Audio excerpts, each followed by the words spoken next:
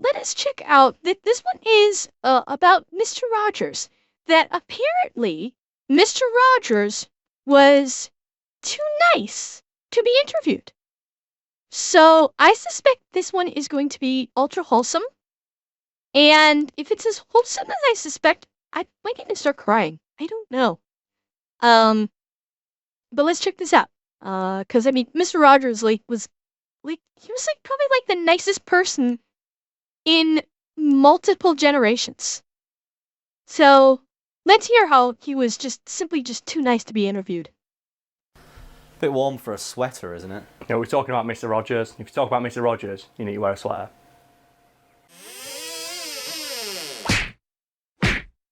Mr. Rogers was arguably one of the nicest men to have ever lived, and many who met him report that they were surprised to learn that his kindly demeanour wasn't an act he put on for his show. In addition to being fucking adorable, this also made Mr. Rogers insanely hard to interview because he'd never talk about himself.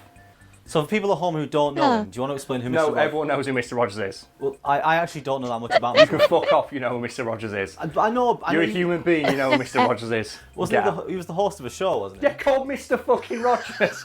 Mr. Rogers' Neighbourhood. His name's in the title of the show. I don't know, I never watched it. Why have you not watched Mr. Rogers? But even people who were not born when Mr. Rogers was on the air knows about Mr. Rogers. They even know the song. Dracel, I thought that was debunked. I thought it was debunked that he was a sniper. I'm pretty yeah. Exactly, Atanashi. It's like there was this internet conspiracy that he was like a sniper, but that's incorrect. He was not. And I think it's just people trying to make the nicest guy in history. I'm so glad I'm here to watch my suggestion. Me too, Incognito.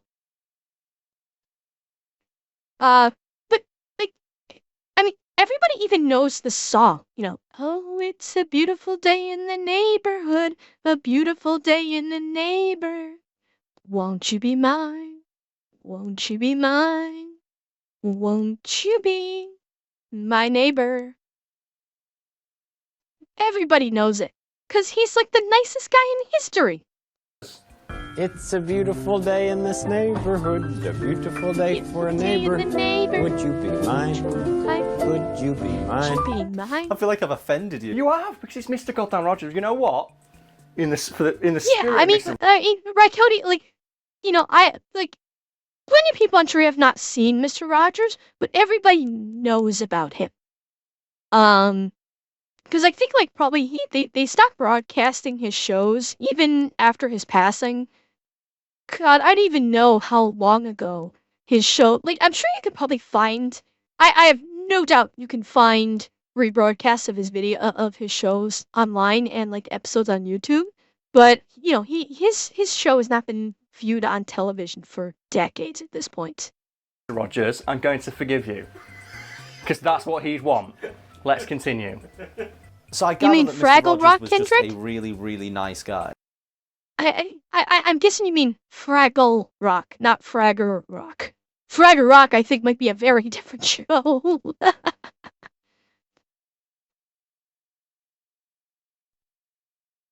Yeah, Dracel, now that may be possible that maybe there's a different Fred Rogers, because let's face it, Fred Rogers is not exactly a unique name, and maybe they melded together, but then they kind of just kept doing it. He came back after September 11th and did a small run Cheer 100.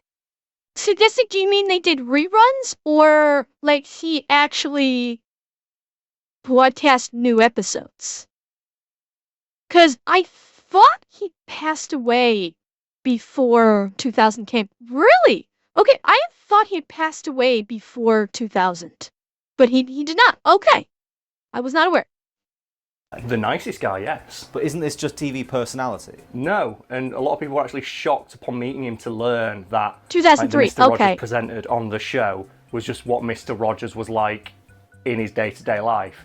Because obviously the Mr. Rogers presented on Mr. Rogers' Neighbourhood was like this omnibenevolent paragon of moral fortitude. Let's see, when asked about whether Mr. Rogers is just an act, he said, one of the greatest gifts you can give anybody is the gift of your honest self. I also believe that kids can spot a phony from a mile away. Good. Okay. It's like, how can anyone be this nice? Mr. Rogers was that nice. You always make each day such a special day. You know how? By just your being you. Only one person in the whole world like you. That's you yourself. Mr. Rogers was so nice that people who met him were often disarmed by his genuine and earnest attempts to get to know them as a human being, which eventually resulted in Mr. Rogers gaining a reputation as one of the hardest interviews in all of television. So why did him being really nice make him really hard to interview? Well, that's because, as I mentioned just then, Mr. Rogers would always make a concerted effort to get to know anyone he met, including interviewers, and this made him an absolute Well, okay. Well, Pifo, I'm gonna say this, and I know what you're saying, and I understand why you're saying it. Is yeah, in the like, it's impossible to fathom this in this day and age of meeting someone that nice, because the world we live in now is so full of anger and hate and duplicity that meeting someone actually 100% genuinely nice doesn't work with the way we have our brains have unfortunately adapted to the modern day. And so immediately someone that nice, you immediately think they're faking it, they want something from me, and you don't trust it because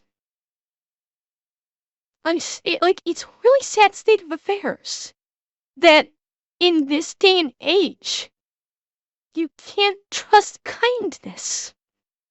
It's really sad. It's really sad that you that you can't trust kindness anymore. Oh my god. I don't know why it's gonna make me cry. But it's like we need that kindness as humanity. Like not having that kind of kindness is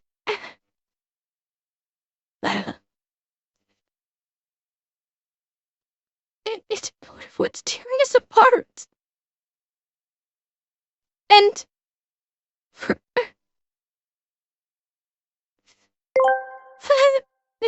It's why I come off as a standoffish individual and keep a distance from people. well, exactly. It's because we don't have that kindness. And it's almost like we lost it and we lost it. Like we need that kindness in the world. It's upsetting because it makes it difficult for genuinely good people to do good work.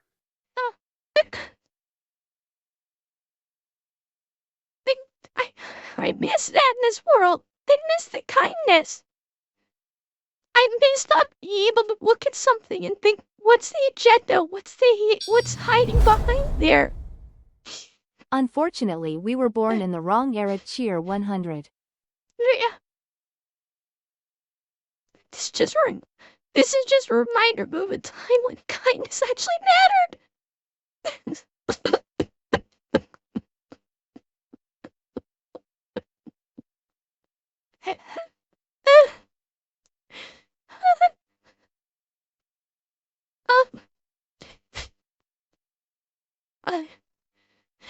Yeah.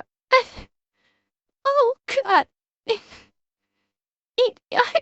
It does, Atanashi, and we need it so desperately. I need kindness so desperately. Right now.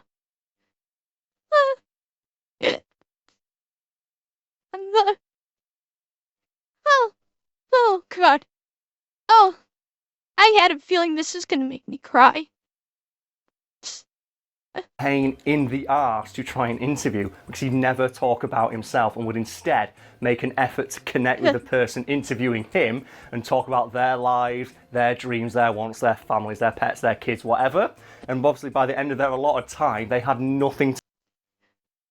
Okay, let me try to read this. Multiple interviewers have stated that it felt like Mr. Rogers was interviewing them as he would respond to every question with one of his own, and he would ask for them for their opinions on everything he was saying.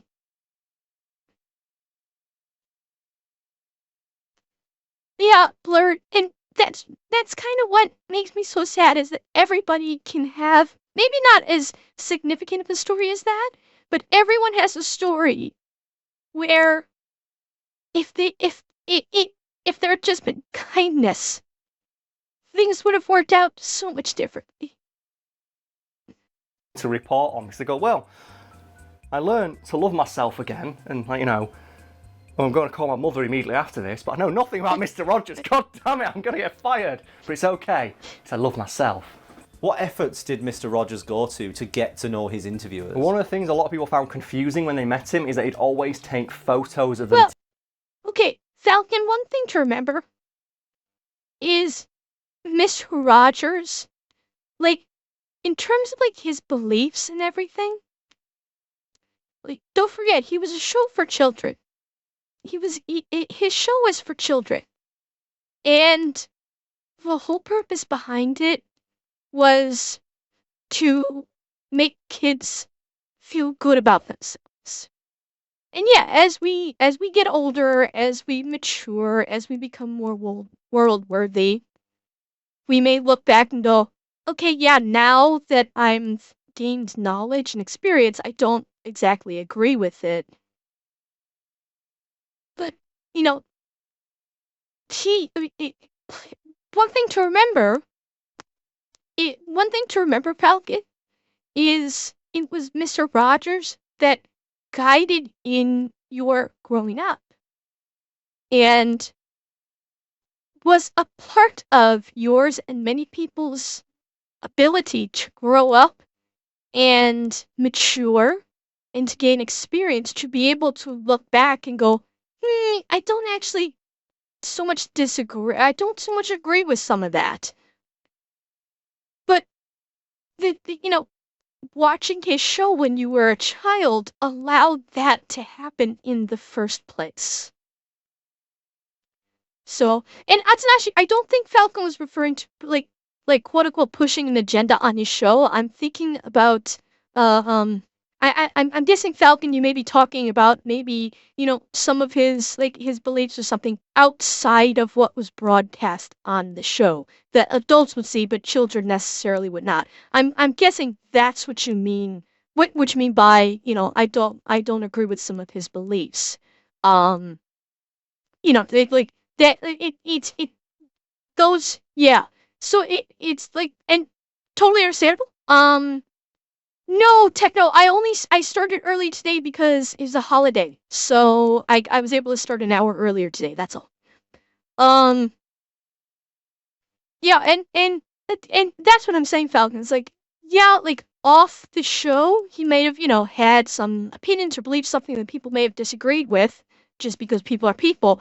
But, like, for his show, none of that was present.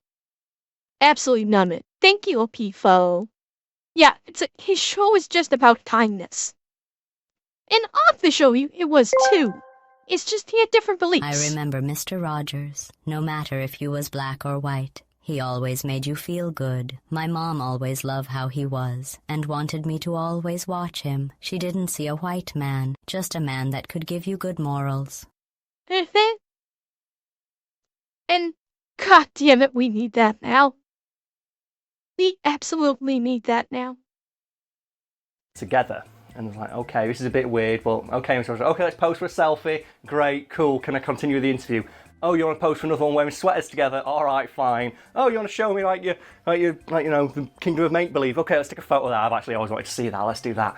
And they're like, okay, so I guess he's just taking photos for whatever reason. And then long after the interview, they'd get home and they'd get a package from Mr. Rogers. They'd open it up, and inside would be a scrapbook of their time together, including a handwritten note from Mr. Rogers, signed by him, saying, "I am glad to have met you.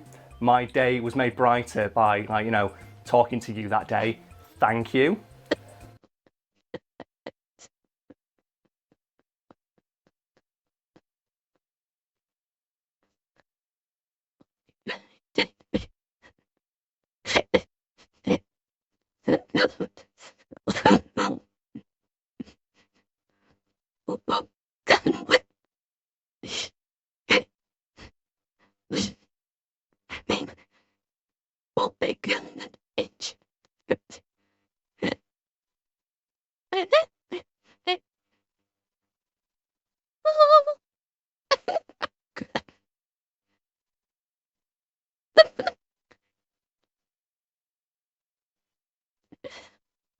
I'm sorry. I'm sorry. Oh God, that just hit me so hard. Oh, oh, oh God. Oh God, that hit me so hard. I'm sorry. Oh, oh, wow. That was just. Oh, wow. Oh, I didn't Mr. believe. Rogers was the man. Yeah, he was. He was. Oh wow. And like, oh. It's such a good feeling to know that we're lifelong friends. You're really walking a fine line there between adorable and a bit weird. No, you're not. Mr. Rogers was not weird. He was just that genuine. Do not try and make Sully the name of Mr. Rogers, Brad. I will not have it. I will not stand for it. Because that was just an earnest attempt from a man who genuinely enjoyed meeting new people. I think there's a great example where he met a young lad in a wheelchair on one of his shows once. Falcon is the one you were talking about. This is the one you were talking about. Fancy machine, but you're the one who makes it go. Right. And he's on the show and he's talking to him and he's just like putting him at ease. And I think years and years and years later at an awards ceremony, they say, "Oh, we've got a surprise for you, Mr. Rogers." And they bring that kid out, now a fully grown man, out onto the stage, and Mr. Rogers immediately bursts into tears and runs over to ask how he is.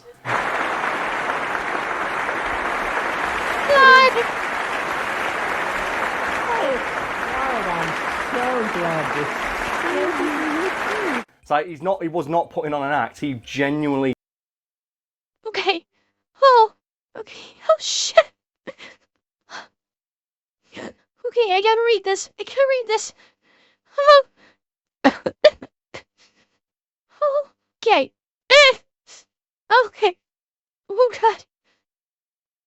The man in the wheelchair was Jeff Erlinger, who appeared on Mr. Rogers' Neighbor in 1981, and was a surprise guest at Mr. Rogers' induction into the Television Hall of Fame in 1999. Enjoyed meeting these people. There's a story from one interviewer who went to meet him, and they said months later, I got a phone call, and it was Mr. Rogers. Hi. I said, "Oh, it's your birthday today, isn't it?" "Oh, it is. Thanks, Mr. Rogers." Because obviously he made a note of everyone's birthday and called them up on their birthday just to say hi, to see how they were doing. And he'd make follow-up calls for years after the fact just to see how they were doing and ask about things they talked about during their conversation to see if any problems they'd discussed with him would be made better and things like that. And there's another story where I think a driver or something like that was dropping him off at an event. And he went, "So what do you do now?" He goes, "Oh, I'm going to wait out here for you, Mr. Rogers. Don't want to have fun." No. You come in with me. And took the driver into the event with him, and then went home with him, had dinner with his family or something like that. And then again, months and years later, just sent gifts to him for his birthday and for his children and things like that. That's just how nice he was. That's the kind of shit he did. Is there even anyone who compares nowadays with that level of niceness? No one. Don't think I think if him and Bob Ross would have met in a room, just the entire world would have turned in candy floss and just blown away into the ether. Until then, from all of us here, I'd like to wish you happy painting. And God bless, my friend.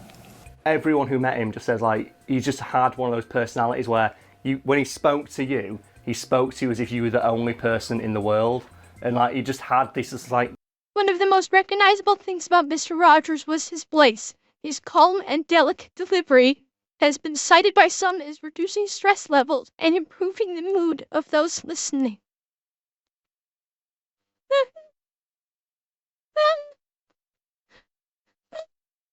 Genuine sincerity to him that you couldn't help but want to like tell him everything and like hug him and like, you're my new granddad, and he loved it. You know those memes where it's like, I wish somebody would look at me the way someone looks at this. Yeah. It's I wish someone would look at me the way Mr. Rogers looks at everybody. Well, no, that's the meme, isn't it? It's if you want to make someone feel bad, just tell them you're not being the person, Mr. Taurus is April. Happy birthday, Taurus. Happy birthday. I'm sorry I'm crying on your birthday. Happy birthday, Taurus. I'm sorry I'm crying. I'm really happy you're spending your birthday here with me and everyone.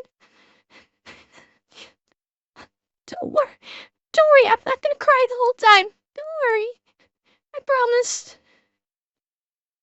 Mr. Rogers thought you could be. Because obviously he believed in like the inherent goodness in everybody. So if you see someone being an asshole, it's like, you're not being the person Mr. Rogers thinks you can be. It's like, oh, like loads of other adorable stuff he did, like his own office. Like he just had a big comfy sofa in it. And people walked in and they'd sit on the sofa and Mr. Rogers would sit next to them. Because he didn't believe in having a desk. He didn't want a barrier between him and anyone he spoke to. And like he was a vegan. And people asked him, like, so why are you a vegan? And he just looked him dead in the eye and said, I couldn't eat anything that has a mother. He was like, Amber, you said we need kindness right now, in this time, in this world. Remember that kindness is still here and in you and everyone who learned Mr. Rogers' lessons like us. I know, Xanax. I know.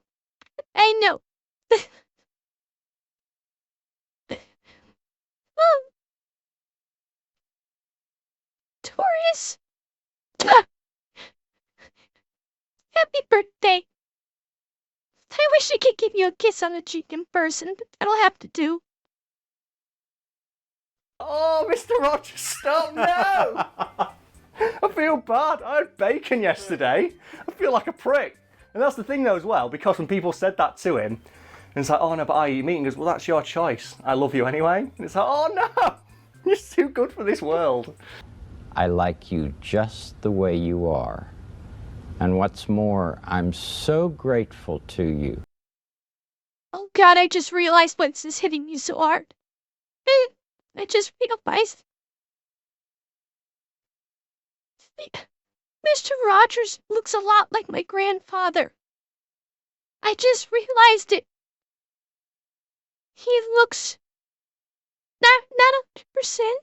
He looks a lot like my grandfather.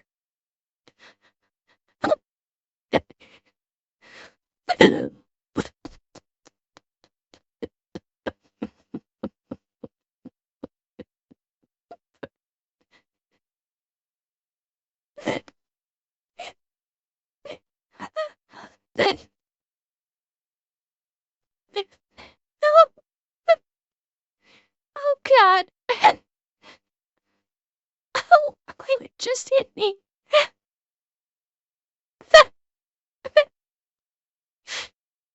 Oh, wow.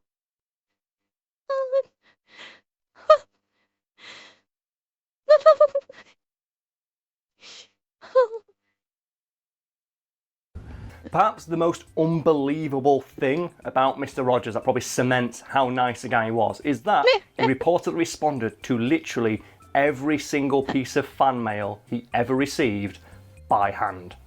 Nobody's got enough time to do that. Mr. Rogers did. He used to set aside a couple of hours every single morning to respond to every piece of fan mail he got. Oh I think it's God. also reported that eventually he did Mr. Rogers admitted that one of his biggest concerns was being unable to answer his mail, and even though the responses were often a couple of months late, every single letter would eventually receive a reply. Oh, he'd get email, but what he'd do is he'd get the email, read it out, and then respond by a handwritten letter because he didn't think email like felt, personal enough. So that's every piece of fan every mail. single piece of fan mail, yes. And I believe there are like, when this report came up, I'm like, that can't be true. So they tried to like put a search out. Like, did anyone ever write Mr. Rogers a letter and not get a response? And it's like, no, everyone did. Every single person they found, like, yeah, I got a response. I wrote a letter to him when I was like 5 years old. It said, I like you, or some shit like that. And he sent a full page response back saying, you're a good person, you live your best life. It's like, oh no, I can't even respond to the fucking tweets I get half the time. And Mr. Rogers is there, like, full handwritten letters to every single person who like emails him. And he's like making full scrapbooks for every random person he meets on the street. Like, holy crap. Let people know that each one of us is precious. Let everybody know that, He was on that we Arsenio. have value in this life. There's got to have been a time where he got angry. Oh my god, he was on Arsenio. There's only one example I know of where Mr. Rogers lost his temper, or at the very least, like, you know, got slightly less kind than usual. And that's when, in the mid-90s, Burger King like created a parody of like the character of Mr. Rogers called Mr. Rodney for an ad. And he got really annoyed about that because obviously he didn't advertise stuff to children. I think the only thing he ever advertised were like Mr. Rogers wasn't the only one upset and angry at the commercial. He was inundated with calls from angry parents who thought he had consented to the portrayal and sold out his 30 years of honest television.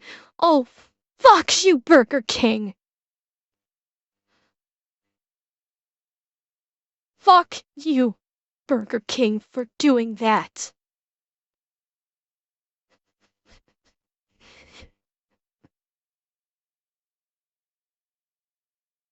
non-profit charities like aimed at education and child well-being, and he was like, no, I'm not happy with, like, you know, Burger King using my likeness to sell burgers to children. Did he not enjoy parodies of himself then? It's not that he didn't enjoy parodies himself, he just didn't like people trying to use his likeness or image to sell things to children. I think a good example of the fact that he didn't mind being parodied was when Eddie Murphy for an SNL skit did Mr. Robinson's Neighborhood, which is like, you know, a tough talking version of Mr. Rogers, like, you know, in the hood. Always want to live in a house like yours, my friend. Maybe when there's nobody home, I'll break in.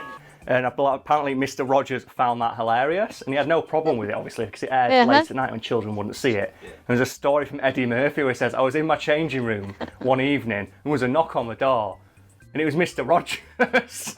And he just called to him and said, I really enjoyed, you know, your parody of my work. Keep it up. You're a good man. And then walked out. For anyone who's currently thinking after hearing all of that, Mr. Rogers can't have been that nice. Some of it must have been an act. There's only really one response to that, and I'm going to let Mr. Rogers take care of it for me. Whoa! Wait. Rogers, take care of it for me. Some of it must have been an act. There's only really one response to that, and I'm going to let Mr. Rogers take care of it for me.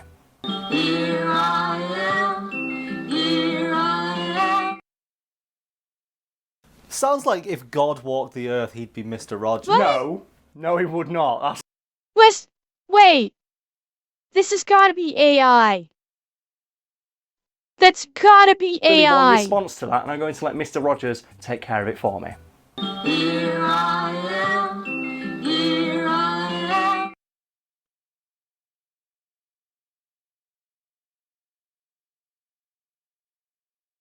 Yeah, I understand. Yeah, it's completely out of context. Okay. Yeah, I was gonna say, this is obviously from an early, you know, probably one of his earliest in the late 60s, because it's still black and white. So, this was before this. Yeah, it's obviously edited to this one specific section. So it was before this became a staple of, like, a vulgar gesture, I'm thinking. Like, this is probably before giving someone the finger was so widespread a vulgar gesture. Because of back in the time. Okay. Could they give me a heart attack? Sounds like if God walked the earth, he'd be Mr. Rogers. No, he would not. That's too good a compliment for God. all the stuff God did in the Bible, man. He's an asshole. Mr. Rogers wouldn't have made Job kill one of his children. Mr. Rogers wouldn't have, killed all the non-believers, and he wouldn't have burnt Sodom and Gomorrah to the ground. Mr. Rogers would have been like, you do you. You do you. You're okay. That's too good. It's too good for God. I don't even think he's in. I think he's in VIP heaven, and he goes to ultra heaven, and the God's outside oh, I get in. I know that guy. Mr. Rogers is there no. So who do you think deserves to go to ultra heaven? So I'm up there Bob Ross, Mr. Rogers, Steve Irwin straight away. Jackie Chan's already got his place sorted. He's already on the list. He's Jackie Chan. They're just waiting for him. As soon as he shuffles off his mortal coil, he's going straight in. He goes straight to the front of the fucking queue of for Ultra Heaven. Patrick Stewart. Patrick Stewart's got his place in Ultra Heaven sorted already, hasn't he? I don't know about Patrick Stewart. Oh yeah, well they've got Christopher Lee's up there. Oh, Christopher Lee's already in there. What do you think? He does the announcements. Of course he fucking does. Alan Rickman. Alan Rickman, he's probably in Ultra Heaven, yeah. He deserves to go Ultra Heaven. Well, Bowie, yeah. Yeah, who's going to do all the music up there? Prince. Prince up there as well. Yeah, he turned purple when he arrived. Are they just riffing on who's going to get into Ultra Heaven for the next 3 minutes? He founded Ultra Heaven. Who else, Incognito, are they just riffing on who gets into Ultra Heaven? Of heaven. It's for the next 3 minutes? A nightclub. It's okay. Okay, we'll conclude the video there. Because this is all about Mr. Rogers. This is 100% all about Mr. Rogers, but oh my God. That was, I knew I was gonna cry. I had a feeling I was going to cry. I did not realize it would be that much.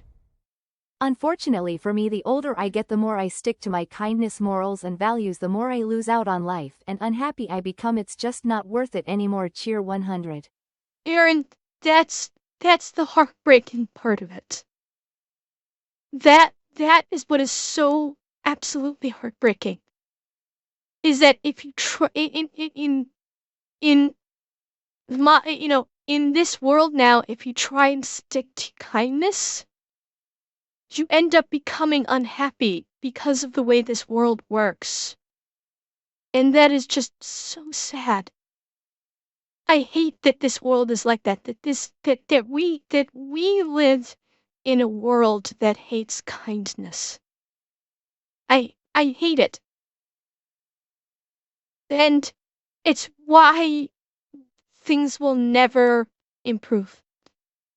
It's why the world will not become a better place, is because when you have a world that abhors kindness,